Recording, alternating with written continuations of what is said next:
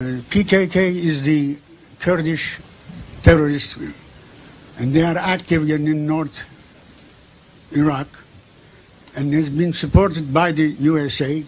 No, not the PKK. Supply, oh, come on. Supply, even though they had all this, the arms of the after the Vietnam that they got, and then time to times, by the Israeli forces have been, trained, and Turkey lost almost 15,000, more than 15, maybe 30,000 people that, in that area, and still USA is supporting, and they can't do anything. So what do you think about that? I think that that's completely false. I've been closely involved in that for years, and I think I know the facts pretty well. The U.S. is not supporting the PKK. It's strongly opposed to it. The Clinton administration particularly poured arms into Turkey to try to support their counterinsurgency operations, which were not just against the PKK. They carried out major atrocities all throughout southeastern Turkey and the Kurdish areas. They destroyed, according to the Turkish government, about 3,500 towns and villages, wiped them out, drove out, probably millions of people. I've been there and I've seen it, and I've also seen the slums in Istanbul where the remnants try to survive. The number of people killed, nobody knows, because we don't count our own atrocities. But according to Kurdish sources, it's on the order of 50,000. That's from the mayor of Diyarbakir. Usual numbers given are 30,000. So, massive atrocities. As if you want to read, there's a lot of evidence about this. They happen to have a very good human rights specialist, Jonathan Sugden, their analyst in southeastern Turkey. He has now been kicked out by the Turkish government because he's trying to investigate what's happening. But he did compile very serious detailed reports right through the 90s, every imaginable kind of torture, barbarism, destruction, ecological devastation, huge ethnic cleansing, one of the major atrocities of the 1990s, and so did Amnesty International, so have independent reporters and others. And in fact, in Turkey, there are plenty of people who know about this. I've taken part in Istanbul in protests by leading Turkish writers, academics, artists, journalists, and others who are courageously protesting against these atrocities, which is not easy in Turkey. It's not, Turkish jails are not much fun.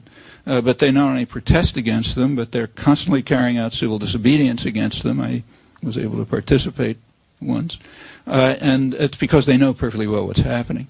Furthermore, they want it publicized. So when I was visiting Turkey, actually to take part in a trial of a publisher who was being sent to jail because he published a few remarks of mine about it, I was just invited all over the place by Turkish television because they wanted it said, and they can't say it. So it was all over the papers and television and so on. I was, in fact, given an award by the Turkish Publishers Association, not because I did anything particularly remarkable, but just because I was saying what they knew and can't say. As the atrocities escalated through the 90s, aid from the Clinton administration increased. In the single year, 1997, 1 year, Clinton provided more arms to the Turkish military than the entire Cold War period combined up to the onset of the counterinsurgency. Well, it took a lot of discipline here in the United States for the press to shut up about this. I mean, here they're talking about, terrible atrocities going on in the Balkans by these bad Serbs and others.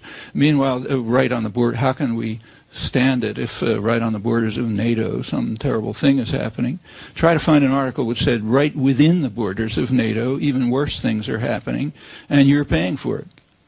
Not just the United States, Germany involved, Britain and others, but primarily the Clinton administration. That's what was going on there. The U.S. certainly wasn't supporting the PKK. I think you're probably confusing that with U.S. support for also the Israelis for the northern Iraqi Kurds, who are strongly against the PKK. And that's for ugly geopolitical reasons. My guess is sooner or later they're going to be sold out too, as they have been in the past. Remember, the U.S. supported them in the 70s, then decided it's better to support the Shah, and sold them out, and they got massacred by Saddam. That's when Henry Kissinger made his famous statement about how you shouldn't confuse foreign politics with missionary work. So yeah, we sold them out, and they get massacred by our friend Saddam. Who cares? And they're gonna, I think they're playing with fire when they rely on U.S. support. And it's very likely, almost certain, that Israel is up there in the Kurdish areas, because that's a kind of a natural alliance for them, for both of them. So that's happening, but that's not the PKK. Now, it is true that the PKK is in northern Iraq. They are there. The serious journalists who are up there, like Kevin McKiernan, and have been there for years, report that there are PKK bases in northern Iraq in the regions that are regarded as the Kurdish homeland, up in the mountains. They're there. McKiernan reports that he's been there for years, that they just move in and out with everybody else because they're more or less accepted by the Kurdish society as part of them. So they come down from their mountain strongholds and go into the towns and so on. So yeah, they're there. And the Kurds are not going to kick them out. But it's not to say that the U.S. supports them. The U.S. certainly hasn't, and Israel certainly hasn't. Israel's had a long, close, intimate relation with Turkey since 1958. It's, in fact, Israel's second closest alliance after the United States. And it's for good reasons. These are two of the states that are on the periphery of the oil-producing region, along with the Shah of Iran. They were what the Nixon administration called the cops on the beat, local cops on the beat, which defend the tyrants who run the oil production. They defend them from their own populations. They're the kind of local gendarmes. And in that context, yes, there's a close Israeli-Turkish alliance, and it remains. Things have changed in many respects, but not in that respect. So they're the local cops on the beat. Police headquarters is in Washington.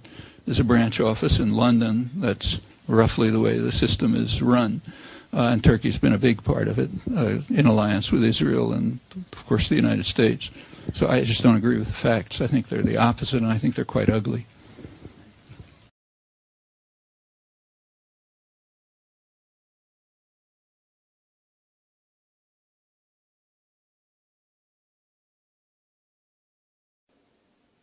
Mesela Amerika Birleşik Devletleri Büyükelçimiz daha önce de Türkiye'nin terör örgütüne yönelik operasyonlarıyla ilgili açıklama yapan Chomski'yi davet etsin. Kendisini bölgede misafir edelim. Gerçekleri bu akademisyen sıfatlı 5. kol elemanları aracılığıyla değil, kendi gözleriyle görsün. Cumhurbaşkanı Erdoğan'ın bu davetine Profesör Noam Chomski'den yanıt geldi. Evrensel Gazetesi'nin e-posta yoluyla ulaştığı Chomski, daveti, Türkiye, Erdoğan'ın birçok yolla yardım ettiği IŞİD'i suçluyor. Diğer yandan IŞİD'den pek de farkı olmayan El-Nusra cephesini destekliyor. Ayrıca Erdoğan hem Suriye hem Irak'ta IŞİD'e karşı savaşan temel kara gücü olan Kürtlere karşı işlediği suçları kınayanları azarlıyor. Başka yoruma gerek var mı diye yanıtladı. Cumhurbaşkanı Erdoğan 8. Büyükelçiler Konferansı'nda yaptığı konuşmada bu suça ortak olmayacağız diyen 1128 akademisyeni hedef haline getirmiş ve bildiriye imza atan yabancı akademisyenlere de çağrıda bulunmuştu. Aydın müsveddeleri ne yazık ki kalkıp devletin bir katliam yaptığından bahsediyor.